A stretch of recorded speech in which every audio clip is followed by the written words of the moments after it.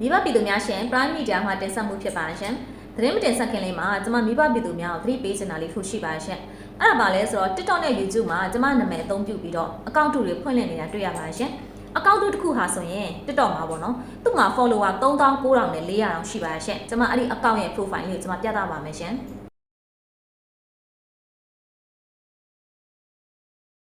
သူကဆိုရင် YouTube channel နဲ့ထောင်ထားပါရှင် YouTube channel မှာဆိုရင်ကျမရဲ့သတင်းတွေကိုဒီလိုပဲခိုးယူတင်ပြီးတော့ပေါက်ပြတွေရေးထားပါရှင်ဒါအပြင်အဲ့ဒီလူဟာဆိုရင်သူလဲတော့ကျမလည်းမသိဘူးပေါ့နော်ကျမအကောင့်အသုံးပြုပြီးတော့ကျမသုံးနေသလိုပုံစံမျိုးတွေဖန်တီးရေးသားနေတာရှင်ပြီးတော့သူရေးသားတဲ့ပုံစံတော့ဖတ်ကြည့်မယ်ဆိုရင်ကျမပြောနေတဲ့စကားတွေနဲ့ကွဲလွဲနေတာကိုလည်းမြင်တွေ့ရပါလိမ့်မယ်တော်တော်ကိုအောက်တန်းကျတဲ့စကားတွေသုံးပြီးတော့သူက contact တွေတင်တာပေါ့နော်အန်တီတော်အောင်ဆန်းစုကြည်လက်ထက်တော့ကျမအဲ့ဒီကနေပြီးတော့သူတို့နိုင်ငံရေးလာတုံ့တက်ချက်လေးပြောတာပေါ့ရှင်အဲ့ရတက်ခဲ့တဲ့ပုံလေးတွေကိုသုံးပြီးတော့လဲသူရေးထားတာကမုံဆိုးမလက်ထက်တဲ့ကျမကဒီမုံဆိုးမလက်ထက်မှာဒီလိုမျိုးပေါ့နော်ဒါပေမဲ့ဒီစကားလုံးကအင်မတန်ရှင်းသိပါရဲ့ရှင်ကျမဘယ်တော့မှတော့အောင်ဆန်းစုကြည်ကိုအဲ့လိုစကားလုံးမျိုးမသုံးခဲ့ဘူးရှင်ကျမနိုင်ငံမှာခေါင်းဆောင်ဖြစ်သွားတဲ့သူတိုင်းကိုကျမလေးလေးစားပဲဆက်ဆံပါတယ်အားလုံးကိုကျမတော့အောင်ဆန်းစုကြည်ဥပဒူဥထင်ကျော်ဥဝင်းမြင့်စသဖြင့်ဒီလိုပဲသုံးလုံးနေရှင်နာမည်ပြောင်းနေပါတယ်ကျမနိုင်ငံခေါင်းဆောင်တွေပေါ်မှာခေါ်တာတွေအသုံးပြုတာလုံးဝမရှိဘူးရှင်ဒီလိုမျိုးအန်တီဒေါ်ဆန်းစုကြည်အားနည်းချက်ဖြစ်တဲ့ခင်မိုးသိဆုံးသွားတဲ့အတွက်သူမကဆိုရင်မိုးဆိုးမဖြစ်ခဲ့တယ်ပေါ့နော်ဒီအားနည်းချက်ကိုကင်ဆွဲပြီးတော့ဒီလိုရုပ်မှာတန်တန်တဲ့စကလုံးမျိုးနဲ့ဆိုပို့တော့မှကျွန်မမသုံးရှင်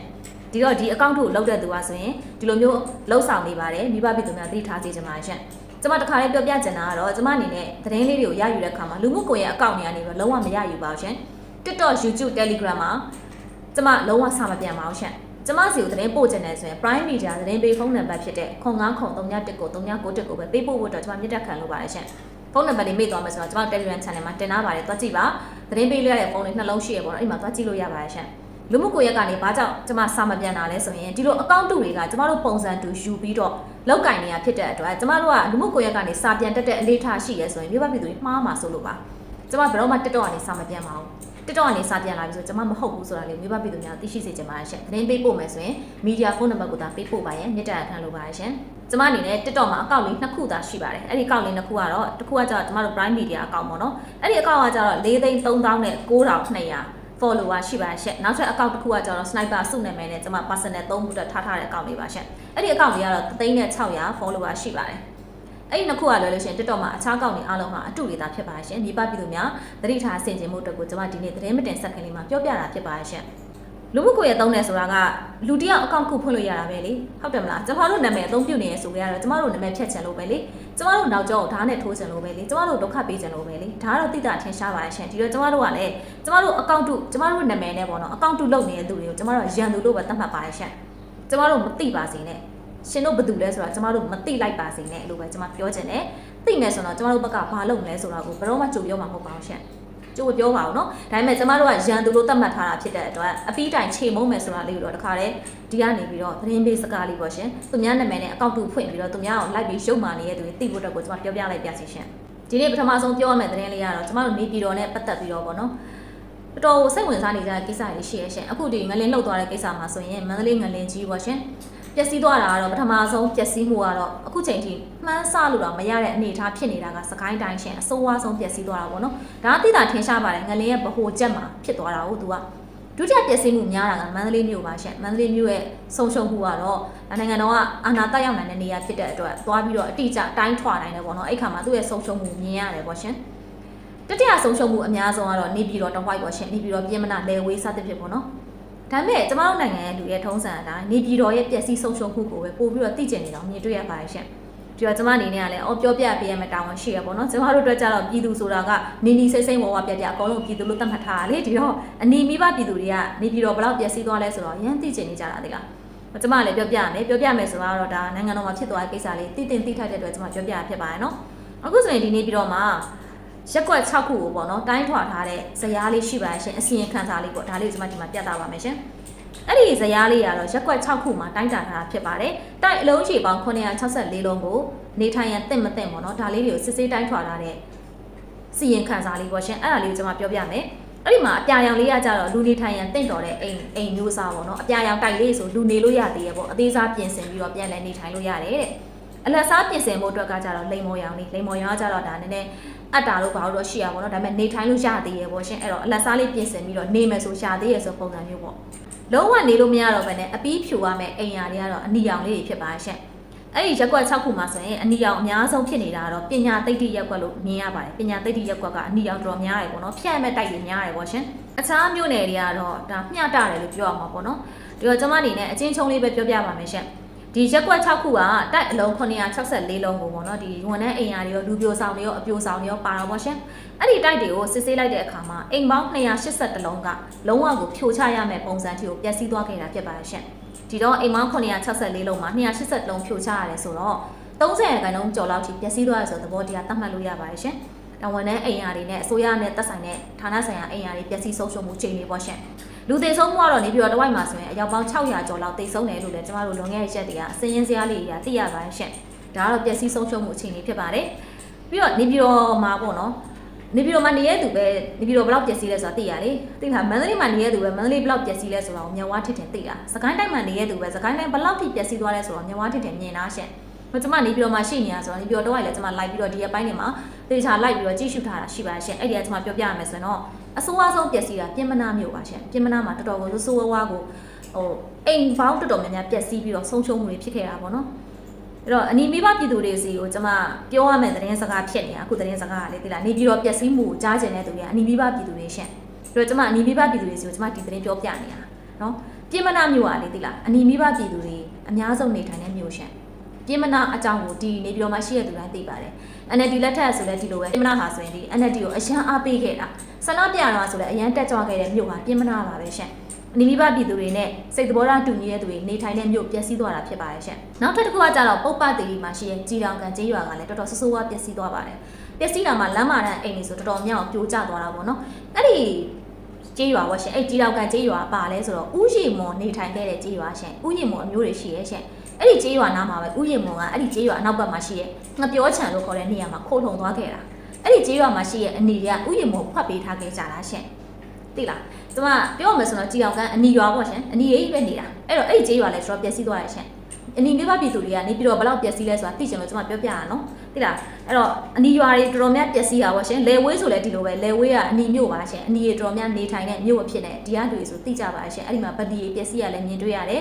ဘာသာရေးဆောင်ပျက်စီးရပါတော့စိတ်မကောင်းစရာပါပဲရှင်အဲ့လိုပျက်စီးဆုံးရှုံးမှုတွေကျွန်မမြင်ရပါတယ်ရှင်အဲ့တော့ကျွန်မမြင်တဲ့အတိုင်းပြောပြရအောင်အနီမိဘပြည်သူတွေသိချင်တယ်ဆိုလို့ကျွန်မပြောပြတာဒီတော့ဒီသတင်းလေးနားထောင်ရင်းနဲ့အနီမိဘပြည်သူတွေရှင်ထဲမှာတခုစဉ်းစားနေရမို့လားနေပြီးတော့မှဗိုလ်ချုပ်ကြီးနေထိုင်တာလည်းရှိရပေါ့နော်အစိုးရဝန်ထမ်းဟောင်းတွေဝင်ကြီးဟောင်းတွေဝင်ကြီးတွေစသဖြင့်သူတို့တွေလည်းရှိရတယ်သူတို့အိမ်တွေရောမပျက်စီးဘူးလားဆိုပြီးတွေးနေရမို့လားကျွန်မလိုက်ပြီးတော့ဆက်စုပေးထားရရှင်အနီမိဘပြည်သူတွေပြောပြလို့ရအောင်ပေါ့နော်သူတို့တွေလည်းအိမ်ယာတွေပျက်စီးရရှိပါတယ်အိမ်တွေထိခိုက်တာရှိရဲချို့အိမ်တွေဆိုသူတို့လက်စစ်မရတော့ရေမရတော့ဘောတို့ပျက်စီးသွားတာပေါ့ရှင်အဲ့လိုမြေအောက်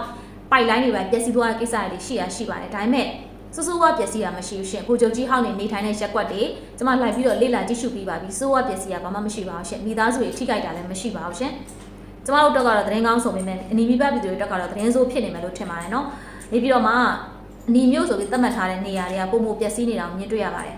နေပြီးပြည်သူတွေကဒီရှေ့ပိုင်းရက်တွေမှာဆိုရင်နေပြီးတော့ပျက်စီးနေတော့ပျော်ကြရလေရမ်းပျော်ကြမှနေပြီးတော့ဒီစီစမှာအောင်ပျက်စီးသွားပြီဆိုပြီးဝမ်းသာကြရလေတကယ်တော့နေပြီးတော့မှပျက်စီးဆုံးရှုံးမှုကအစိုးရဌာနတွေမှာလည်းပျက်စီးဆုံးရှုံးမှုတွေအများကြီးရှိရဲအဲ့လိုပဲအနီးမိဘပြည်သူများများစွာမှီတင်းနေထိုင်တဲ့ရက်ကွက်တွေလည်းအများကြီးပျက်စီးရဲရှင်သိလားစစ်ဗိုလ်ချုပ်ဟောင်းတွေဝင်ကြီးဟောင်းတွေနေထိုင်တဲ့ဘက်တွေကတော့လူသေးပြောက်ထိခိုက်လုံးဝမရှိတာကျွန်တော်တို့ထူးခြားစွာမြင်တွေ့ရတယ်ရှင်အိမ်တွေတော့ထိခိုက်တာရှိရပါတော့အဲ့တော့ဒါလေးကတော့နည်းနည်းတန်ဝေကယူစရာကောင်းပါတယ်ရှင်သိလားနေပြီးတော့မှာကအစိမ့်တွေကြီးပဲနေနေတာမဟုတ်ဘူးသိလားနေပြီးတော့မှာအနီးမိဘပြည်သူတွေလည်းအများကြီးရှိတယ်အဲ့ဒီပြင်မနာတို့လဲဝေးတို့ပုပ္ပတေကြီးအောင်ကန်တို့ဆိုတာတကယ်အနီးတွေစစ်တွေပဲနေတဲ့ရှင်တကယ်နီးဆွေးမြို့တွေအဲ့ဒီမြို့တွေပျက်စီးဆုံးရှုံးမှုအများကြီးဖြစ်နေတာမိဘပြည်သူတွေရှင်ထဲမှာဘလို့မှမခံစားအောင်လားရှင်မိဘပြည်သူတို့ကငါတို့ကအနီးပဲတနာမယ်ဆိုရင်တော့မှတနာလို့ရတယ်နော်ပြင်မနာမှာဆိုလဲဘဝတွေပြက်ဒုက္ခတွေကြောင့်လဲဝေးတူပဲရှင်ကြီးတောင်ကန်တူပဲရှင်အနီတွေဒုက္ခရောက်နေကြတာအဲ့တော့အနီအချင်းချင်းကိုကြီးဆောက်ရှောက်ဖို့စိတ်ကူးလေးရှိရဆိုတော့အဲ့ဒီမြို့တွေကိုသွားပြီးတော့ကိုကြီးဆောက်ရှောက်မှုလုပ်ပါလို့ပဲကျွန်မတိုက်တွန်းလမ်းညွှန်ချင်ပါတယ်ရှင်ကျွန်တော်တို့ကတော့မြေတို့ပင်ဆိုတွေကမှနီစိတ်ဝါပြအကုန်လုံးကိုကူညီမှာပဲဖြစ်ပါတယ်ဒါပေမဲ့မိဘပြည်သူတွေကအတ္တဆွဲကြီးကြီးပြီးတော့ငါဘက်လူမငါဘက်လူပေါ့နော်ငါရဲ့နိုင်ငံရဲ့အယူဆတာအမှန်ဆိုတဲ့အတ္တအမိုက်မှောင်ဖုံးနေတဲ့အတွက်အမိုက်မှောင်ဖုံးမဲ့အတူတူအမိုက်မှောင်ဖုံးလက်စနဲ့ကုသိုလ်တရားလေးရအောင်ဆိုပြီးတော့ကျွန်မအနီးဒုက္ခရောက်တာလေးတွေကိုလာပြီးတော့ပေါ်ထုတ်ပြတာဖြစ်ပါရှင်ကျွန်မသတင်းတင်ဆက်မှုစေတနာလေးကရိုးရှင်းပါတယ်နော်အနီးချင်းမတနာမယ်ဆိုတနာလို့ရအောင်လို့အနီးဒုက္ခတဲ့နေရာတွေကိုကျွန်မလမ်းညွှန်ပြတာပါရှင်မ မိဘပြည်သူများအနေနဲ့အနီးချင်းချင်းတနာတက်တဲ့စိတ်လေးရှိရဲဆိုတော့သွားပြီးတော့တနာညတာကြည့်ရှုစောင့်ရှောက်ကြပါလို့ဒါကျွန်မတိုက်တွန်းချင်ပါတယ်ရှင်ဒီတို့ပင်ဆိုသေးကမူကုသိုလ်ရသွားရဲဆိုလဲအမျက်ပေါ်ရှင်ဒီလိုလေးပဲကျွန်မတွေးပါရရှင်နေပြည်တော်မှာကတော့အခုဆိုရအိမ်ယာတွေပြန်လဲဆောက်လုပ်ဖို့အတွက်ကိုလှုံ့ဆော်နေပါတယ်ပြီးတော့အထက်မြင့်နေမဆောက်တော့ဘူးဆိုပြီးတော့လဲကျွန်မတနအူးအကြမ်းဖြင့်သိထားတာရှိရရှင်အစောဝင်တဲ့အိမ်ယာတွေပြန်ဆောက်တဲ့အခါကျရင်3လထက်မဆောက်တော့ဘဲနဲ့အများဆုံးမှ2ထပ်လောက်ပဲဆောက်တော့မယ်ဆိုပြီးတော့သိရပါရှင်ဒါပြင်အခုစောင့်မယ်ဆိုရင်မြေဦးကစစ်ဆေးပြီးတော့အာမခံချက်ရှိစွာနဲ့ကောက်ကောက်မွန်စောင့်မယ်ဆိုပြီးတော့လည်းသိရှိရပါရှင်ဒါကတော့နေပြည်တော်ရဲ့ပျက်စီးဆုံးရှုံးမှုတွေကနေပြီးတော့မိဘပြည်သူများသိသိထက်တာလေးကျွန်တော်ပြောပြရဖြစ်ပါရှင်ကျမတို့နိုင်ငံကဘလို့တွေတောင်မှစိတ်သဘောထားတွေပေါ့နော်ပေါက်မိုက်ပြီးတော့စိုးဝါးသွားလည်းမသိဘူးနော်လူချင်းချင်းတောင်မှအနီချင်းပဲတနာမယ်အစိမ့်ချင်းပဲတနာမယ်ဆိုတော့စိတ်တက်တယ်တော်တော်စိုးပါရဲ့ရှင်ဟိုအစိမ့်ချင်းပဲတနာမယ်ဆိုတော့ကျမသိမကြောက်ကြလားအစိမ့်ဘက်မှာနေတဲ့သူတွေပေါ့နော်တက်မတော်ဘက်မှာနေတဲ့သူနိုင်ငံတော်ဘက်မှာနေတဲ့သူတွေကတော့နီနီဆဲဆဲဟိုကပြပြတနာတက်တယ်သိလားအဲ့လိုစိတ်တက်တွေကတော့သူတို့မှာကောင်းမွန်တဲ့အချက်ဖြစ်နေကျမမြင်တွေ့ရတယ်ဒါပေမဲ့တော်လိုင်းရေးကိုအားပေးတယ်အညွတ်ကြီးအားပေးတယ်အနီဆိုတဲ့မိဘပြည်သူတွေကတော့တော်တော်အမိုက်မောင်ဖုံးနေတာပဲရှင်အဲ့ဒီအမိုက်မောင်ကြီးကိုမဖယ်နိုင်ဘူးဆိုတော့မိဘပြည်သူတို့ရဲ့တန်တရားခရီးလမ်းကတော်တော်မှောင်မိုက်မယ်နဲ့တူရယ်နော်ကျမမြင်နေရသိလားမြင်နေရဒါကဘေးတယ်မဟုတ်ဘူးရှင်သိလားရှစ်ဖြစ်ကိုဟောတာလည်းမဟုတ်ဘူးမိဘပြည်သူတို့လှုပ်ဆောင်ချက်အတိုင်းဖြစ်လာမဲ့အရာကိုကျမပြောပြတာသိလားကျမတို့ဗုဒ္ဓဘာသာတွေကအရာရာကိုကြိုမြင်နိုင်တယ်ရှင်ဒါလို့ရင်ဒါဖြစ်မယ်ဆိုတာကျမတို့ကကြိုသိတယ်ဒါကြောင့်မိဘပြည်သူတွေလုံနေတာမှားနေလို့ကျမပြောပြတာဖြစ်ပါတယ်ရှင်ပြီးတော့လူတယောက်ပျက်စီးရပျက်စီးကြောင်းကိုသိရကြားတယ်ဆိုတော့မှပျော်တတ်တဲ့စိတ်ကမြို့တစ်မြို့ပျက်စီးရဆိုတော့ပိုပြီးပျော်နေမှာပေါ့နော်အဲ့တော့မြို့တစ်မြို့လုံးစားအကုသို့ရတာပေါ့ရှင်ဟုတ်တယ်မလားအဲ့တော့အဲ့အကုသိုလ်တွေကနေပြီးတော့နေပြီးတော့မှလည်းအနီရှိရပဲငါတို့အနီရွာတွေပျက်စီးနေတာပဲဆိုရဲကုသိုလ်စိတ်လေးနည်းနည်းလေးပြောင်းလဲပြီးတော့အနီအချင်းချင်းကုညီဆောက်ရှောက်ကြဖို့အတွက်ကျွန်မဒီတင်းလေးကနေပြီးတော့ထုတ်ဖော်ပေးတာဖြစ်ပါရှင်ကျွန်မစေတနာလေးကတော့မှန်ကန်ပါတယ်ခံယူတဲ့မိဘပြည်သူများသာမှန်ကန်စွာခံယူနိုင်ပါစေလို့ကျွန်မသတင်းသုံးသပ်ချက်လေးကနေပြီးတော့တင်ပြလိုက်ရပါတယ်ရှင်မိဘပြည်သူများရှင်ကျွန်မဒီနေ့မဖြစ်မနေပြောရမယ့်သတင်းကတော့လာရှိုးမြို့သတင်းလေးပေါ့ရှင်တကယ်တော့မနေ့ကလေးကပြောဖို့အတွက်ကိုကြံစီထားတာပါဟိုတိကျတဲ့ data လေးတွေလည်းလက်ထဲမှာမစုံလင်သေးတဲ့အတွက်ကျွန်မမတင်ဆက်ဖြစ်တာပါရှင်ကျွန်တော်တို့ကြတော့ဒါလာရှိုးမြို့မှာနေနေသူလည်းမဟုတ်ဘူးလေသတင်းသမားတယောက်အနေနဲ့ကြတော့လာရှိုးမြို့ရဲ့အခြေအနေပတ်ချလိုက်ကိုမိဘပြည်သူများနားလည်အောင်ပြောပြခြင်းနဲ့ရှင်ဒီတော့မှကိုစီအဖြေထုတ်နိုင်မယ်လို့ထင်ပါတယ်ရှင်အဲ့တော့လာရှိုးမြို့နဲ့ပတ်သက်ပြီးတော့ online ပေါ်မှာသတင်းတွေအများကြီးရတော့မနေ့ကဆိုရင်အများကြီးတက်တယ်သတင်းပေါင်းရှာနဲ့ချီတက်တယ်ပေါ့နော်ဒါပေမဲ့လာရှိုးမြို့မှာတကယ်တာဝန်ရှိတဲ့ MNDAA နဲ့မြန်မာတက်မတော်နဲ့ဘက်ကကြတော့ထုတ်ပြန်မှုတွေဘာမှမရှိဘူးရှင်ဒီတော့ကျမတို့ကတချို့သတင်းတွေမှာအတီးပြုတ်ဖို့အတွက်ခက်ခဲပါတယ်သတင်းပေါင်းမြောင်များစွာကိုဖတ်နေရမှာမိဘပြည်သူတို့လေဘယ်ဟာအမှန်လဲဆိုတော့ပြီးစဉ်းစားခတ်နေရမို့လားအဲ့လိုဖြစ်တာပေါ့နော်လာရှိုးမြို့ကနေမေးလိုက်တဲ့အခါကျတော့လေသူတို့သိရဲ့ data လေးတွေအပိုင်းစာလေးဖြစ်နေတာကိုမြင်တွေ့ရပါလိမ့်မယ်ဒါကလည်းမထူးဆန်းပါဘူးပြည်သူဆိုတာကတော့လက်နက်ကင်အဖွဲ့အစည်းလှုပ်ရှားမှုတွေကိုဘယ်တိကျသိပါမလဲရှင်ပြည်သူကိုမေးမယ်ဆိုတော့ပြည်သူသိရဲ့ data လောက်ပဲရမှာပေါ့နော်ကျွန်မကတော့ခုပတ်ပေါင်းစွာနေလေ့လာထားရတဲ့ကနေပြီးတော့မိဘပြည်သူများကိုကျွန်မပတ်ပေါင်းစွာနေတင်ပြပေးပါမယ်နံပါတ်1တင်ပြပေးချင်တာလေးကတော့အဲ့ဒီလာရှိုးမြို့မှာရှိနေတဲ့ MNDAA အဖွဲ့ဘက်ကအခြေအနေတာဖြစ်ပါတယ်ရှင်သူတို့အဖွဲ့အနေနဲ့ကတော့ဒီသူတို့ဖွဲ့ထားတဲ့အုပ်ချုပ်ရေးမှုရုံးတွေရှိရဲတဲ့အဲ့ဒီရုံးတွေကိုသူတို့က21ရက်နေ့ထိပဲနောက်ဆုံးထားပြီးတော့ရုံးတက်ပါအလုပ်လုပ်ပါဆိုပြီးတော့ညွှန်ကြားထားတာရှိရလို့သိရပါတယ်ရှင်ပြီးရခါမှာမြို့ရဲ့ပစ္စည်းရဲ့အားလုံးကိုလည်း MNDAA တပ်သားတွေကရတော့တည်ထုတ်နေတာလည်းမြင်တွေ့ရတယ်တဲ့ဌာနဆိုင်ရာရုံးတွေမှာဆိုရင်တပုံတွေမရှိတော့ဘူးမြို့ထဲမှာ MNDAA တပ်ဖွဲ့ဝင်တွေသွားလာတာလည်းအရန်နှဲပါနေပြီးတော့သူတို့ဒီမြို့ကနေပြီးတော့အခြားမြို့ကိုရွှေ့ပြောင်းမယ်ဆိုတဲ့အနေအထားမျိုးတွေလည်းမြင်တွေ့ရပါတယ်ရှင်ဒါအပြင်လာရှိုးပြည်သူ့စေယုံကြီးလည်းပိတ်ရပြီးတော့626ထောက်ပို့တက်ဝင်းအတွင်းမှာတက်ဆွဲထားတဲ့ MNDAA အဖွဲ့တွေလည်းထွက်ခွာသွားခဲ့ပြီဆိုပြီးတော့ကျွန်တော်တို့ကြားသိရပါတယ်ရှင်အဲ့ဒီတက်ထဲကိုဆိုလဲဒီလိုပဲပစ္စည်းဝင်ရောက်ပြီးတော့ယူတဲ့သူတွေအများကြီးမြင်တွေ့ရတယ်ပေါ့နော်နည်းနည်းတော့အလုတ်ရှုံနေတဲ့သဘောတရားရှိတာပေါ့လာရှိုးမြို့တဲ့ MNDAA ရဲ့အခြေအနေတွေကပစ္စည်းတွေယူတယ်ကားပေါ်တင်တယ်ထွက်ခွာတယ်ပြန်ဝင်လာတယ်ပြန်ယူတယ်ပြန်တည်တယ်ဆိုတဲ့ပုံစံမျိုးနဲ့နည်းနည်းတော့အလုတ်ရှုံနေကြတာပေါ့ MNDAA ဘက်ကအခြေအနေကမြန်မာတက်မတော်ဘက်ကလှုပ်ရှားမှုတွေကိုကျွန်မဆက်လက်ပြီးပြောပြပေးပါမယ်မြန်မာတက်မတော်ဘက်ကလှုပ်ရှားမှုကကြတော့မနေ့မနက်ခင်းကနေပြီးတော့မြို့ထဲကိုတက်မတော်ကကားနဲ့ဝင်လာပြီးကားတိုင်းနဲ့ဝင်လာပြီးဆိုတော့သတင်းတွေတက်လာတာပေါ့နော်ကျွန်မတို့လည်းအားလုံးကြည့်ပြီးသားဖြစ်ပါလိမ့်မယ်ကားတိုင်းတွေအများကြီးဝင်လာတယ်ဒါပေမဲ့ကားတွေမှာဘယ်သူတွေပါလဲဆိုတာကျွန်တော်မသိနိုင်ပြီးတော့ကားတွေလည်းလာရှိုးမြို့ထဲဝင်နေဆိုပြီးတော့စစ်ကားတွေပေါ့နော်ရိုက်ပြပြီး online မှာတက်လာတယ်မြင်တွေ့ရရဲ့ရှင်ဒါပေမဲ့အတီးပြုတ်ဖို့အတွက်ကိုအင်မတန်ခက်ခဲတဲ့အခြေအနေတစ်ခုလို့ကျွန်မသတ်မှတ်ပါတယ်ဘာကြောင့်လဲဆိုတော့တရားဝင်ထုတ်ပြန်တာဘာမှမရှိဘူးလေတက်ကငါတို့ဝင်ပြီနော်လို့ပြောတာလည်းမရှိဘူးဆိုတော့ကျမတို့ကဒါကိုအပြည့်အတီးပြုတ်ဖို့အတွက်အင်မတန်ခက်ခဲတဲ့အခြေအနေဖြစ်ပါရဲ့ဒီတော့ကျမတို့သတင်းဌာနအနေနဲ့သုံးသပ်တာကတော့လာရှိုးမြို့တွေကိုတက်ကပြန်ဝင်ခြင်းမဝင်ခြင်းဆိုတာထက်ကျမထင်တာတော့ဒီလာရှိုးမြို့တဝိုက်မှာပဲအစင်ပြေချုံးမွေးတဲ့နေရာလောက်လေးမှာနေရာချထားခြင်းပဲရှိအောင်မယ်လို့ပဲကျမထင်ပါတယ်ရှင်ဒါကျမတို့မီဒီယာအနေနဲ့သုံးသပ်မိတာပေါ့နော်မြို့တွေကိုဝင်ဖို့ထက်ပတ်လည်မှာပဲခဏချိန်နေတစ်ချက်ကြည့်မယ်ဆိုတဲ့ပုံစံမျိုးလိုပဲသတ်မှတ်လို့ရပါတယ်ရှင်ဒါကတော့ဂျားချပြီးစဉ်းစားလိုက်တဲ့ချိန်လေးပေါ့နော်နောက်ထပ်အခြေအနေတစ်ခုကတော့ MNDAA တွေနဲ့အတူတူလှုပ်လှုပ်ခဲ့ကြတဲ့ကျွန်တပေါက်တွေပေါ့ရှင် CDN တွေဗတက်တွေသူတို့အခြေအနေ စီဒီအန်နေကြတော့အခုကိုစိတ်နဲ့ကိုမြုပ်ကိုပြန်ဆိုတဲ့သူလည်းရှိတယ်လို့မျိုးကိုကတ်နေနောက်ကိုလိုက်သွားတဲ့သူလည်းရှိရလို့သိရပါတယ်ရှင်ဒါပြင်ဟိုဒီရက်ကွက်9နဲ့6မှာဆိုရင်ဗဒတ်တွေကပြည်သူအယောင်ဆောင်ပြီးတော့အများကြီးနေထိုင်နေသေးတယ်လို့သိရပါတယ်ရှင်ပြီးတော့ဗဒတ်တွေကတော့မြို့ထဲမှာမြို့တွေကမထွက်သေးဘဲနဲ့ရရင်ရတဲ့တော့နေပြီးတော့အခြေအနေစောင့်ကြည့်အောင်မဲ့သဘောတရားမှရှိပါတယ်ဒီတော့ဒီကောင်တွေမြို့ထဲမှာရှိနေရဆိုမှတော့ချောင်းပစ်တာတွေဘုံထောင်တဲ့ကိစ္စတွေဖြစ်လာနိုင်တဲ့အတွက်မြို့သူမြို့သားတွေနဲ့တက်မတော်သားတွေသိထားဖို့အတွက်လည်းထူလိုပါတယ်ရှင်ဒီတော့လာရှုမြို့ရဲ့အခြေအနေလေးကတော့ရှင်သူ့အင်အားစုနဲ့သူလုပ်ပြီးရှုပ်နေကြတာပေါ့နော်ဒါပေမဲ့လာရှုမြို့မှာအခုဖုန်းလိုင်းတွေလည်းသိစင်မပြေဘူးအင်တာနက်လိုင်းတွေလည်းဘာကြောင့်မှမသိဘူးအဆင်မပြေဘဲနဲ့ထက်မော့နေဆိုပြီးသိရပါတယ်ရှင်ဒါအပြင်မြို့ပတ်လည်မှာတပုံတွေကနေရာယူထားတဲ့ပုံစံဖြစ်တဲ့အတွက်မြို့ရဲ့ပုံစံကတော့နည်းနည်းတစ်မျိုးတစ်မြေတော့ဖြစ်နေတာပေါ့နော်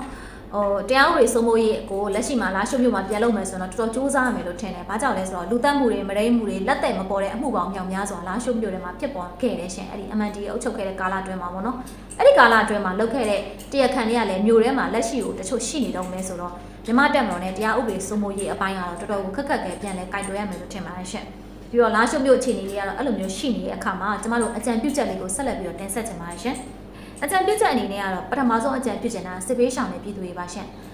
စစ်ပေးရှောင်ပြည်သူတွေအတွက်ကိုပြန်လာလို့ရပြီလားဆိုရင်ကျွန်မအနေနဲ့ကတော့မပြန်စေချင်သေးဘူးရှင်စိတ်ထဲမှာလေအခြေအနေကအလောက်ထိကောင်းသေးတာမဟုတ်ဘူးလို့ကျွန်မခံစားမိနေရပေါ့နော်မြို့ရဲ့အခြေအနေတက်မတော်ဝင်သွားတဲ့ပုံစံဝင်သွားတယ်ဆိုတော့ဝင်သွားလားကျွန်တော်တို့အတိအကျမသိနိုင်သေးဘူးပေါ့နော်အဲ့တော့တက်မတော်ဝင်မဲ့ပုံစံမှာဘလို့ဝင်မှာလဲပေါ့အဲ့ဒါကြီးလည်းမသိရသေးတဲ့အတွက်အခုချိန်မှာမြို့ကိုမပြန်ပါနဲ့အောင်လို့ပဲကျွန်မတိုက်တွန်းချင်ပါတယ်ရှင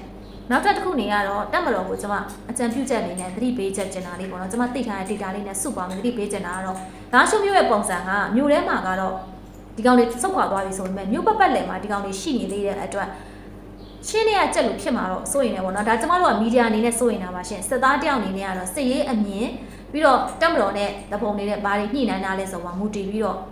ထပ်ပြီးအဖြစ်ထုတ်မဲ့ကိစ္စတက်ရှိမယ်လို့ထင်တယ်ဒါကျွန်မတို့စိုးရင်တာကတော့စိုးရင်တာပေါ့နော်အဲ့လိုမျိုးဖြစ်မှာတော့စိုးရင်ပါရှင်ဒီတော့လာရှုမြို့ကိုတာဝန်ကျတဲ့တက်မတော်သားဘယ်သူမဆို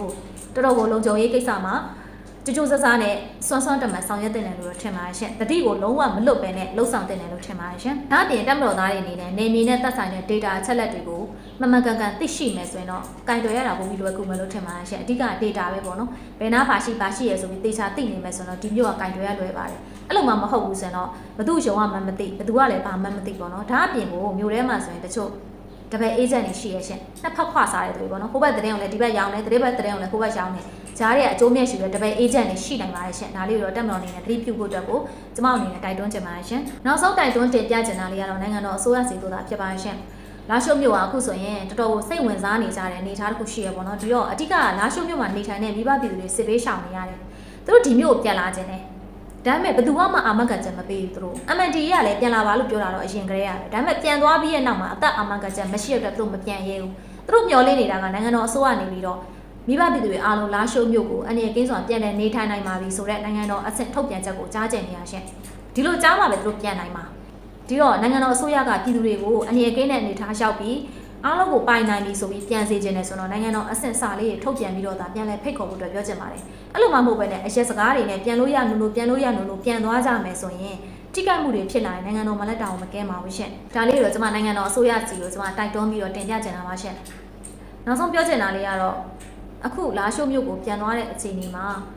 တက်မတော်နဲ့နာဆတ်ကအစိုးရနဲ့ပေါ့နော် MNDAA နဲ့ဘာတွေများညှိနှိုင်းခဲ့ကြလဲဆိုတာလေးကိုကျွန်မတို့သိခွင့်များရှိပါသလားရှင်တိကျတာပေါ့နော်ဒါပေမဲ့လည်းပြောပြဖို့မသိဘူးဆိုလည်းမပြောပါနဲ့ရပါတယ်ကျမတို့ကဘယ်လိုပြောရမလဲရှင်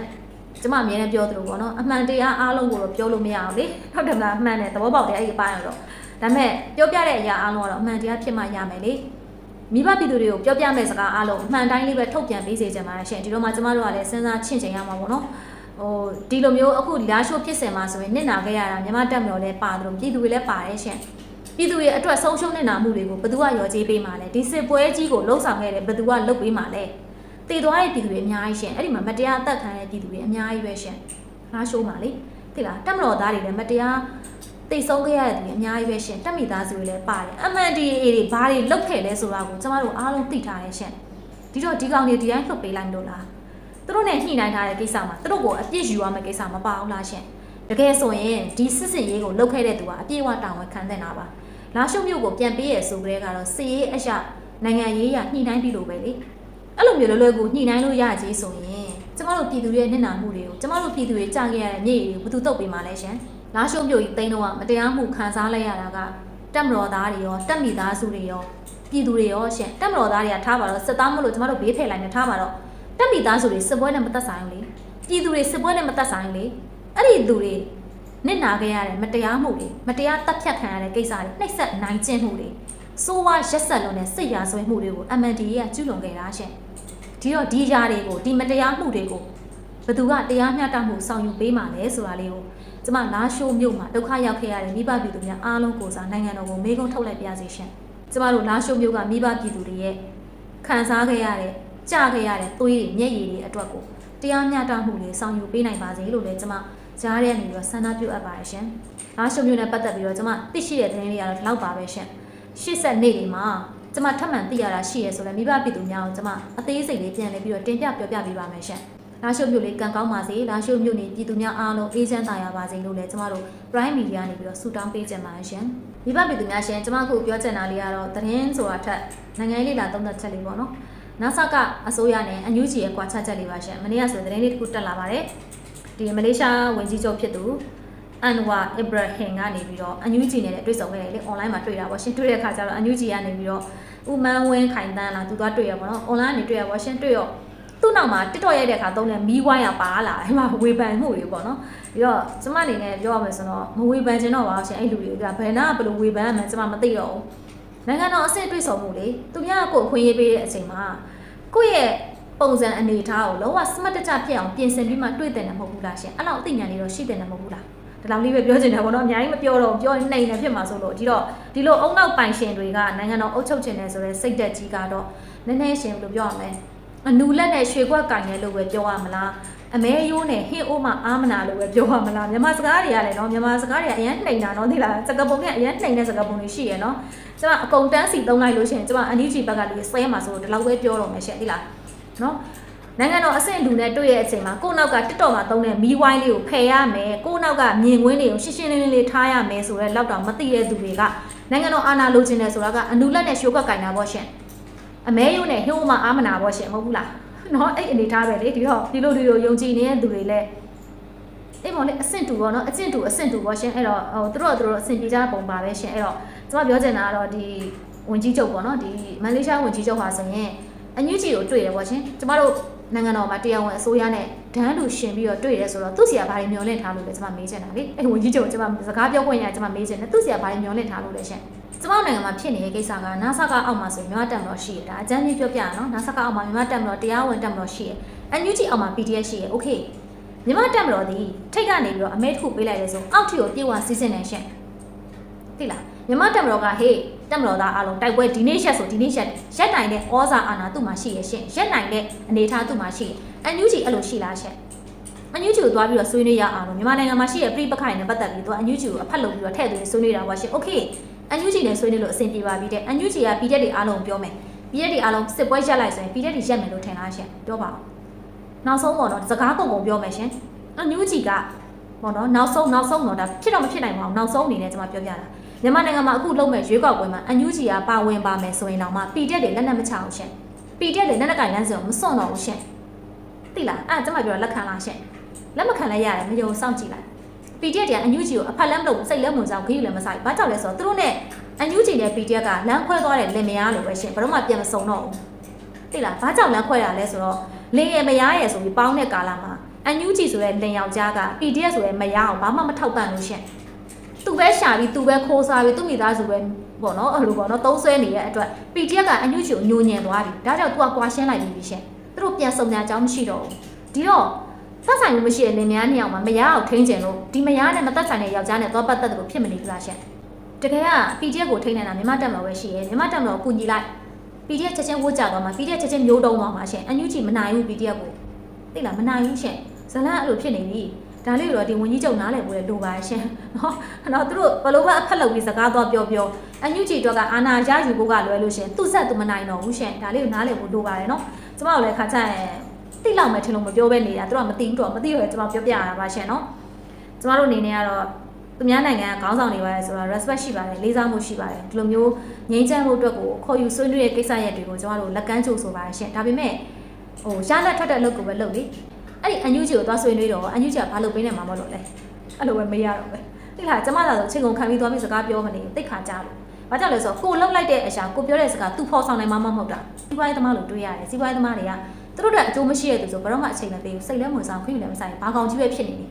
သူတို့အကျိုးစီးပွားနံပါတ်1ပဲဒီတော့ကျမတို့ကလည်းနိုင်ငံအကျိုးစီးပွားကြည့်မယ်ဆိုနိုင်ငံအကျိုးစီးပွားလုပ်နိုင်တဲ့သူနဲ့ပဲအဆက်ဆံလုပ်ပါရှင်အဖတ်လုပ်ပါရှင်အဲ့လိုတော့တိုက်တွန်းခြင်းတယ်အဲ့လိုမှမဟုတ်ဆိုတော့အချိန်ပုတ်တာပေါ့ရှင်ဒါပါပဲအချိန်ပုတ်တာမရှိမယ်တိတ်ခါကြရပဲရှိမယ်အကြက်မသမားတွေနဲ့စကားပြောတဲ့သူဖြစ်နေသမိုင်းတွင်တာပဲရှိမယ်ရှင်ဘာမှတော့ထူးခြားလာမှာမဟုတ်ပါဘူးเนาะ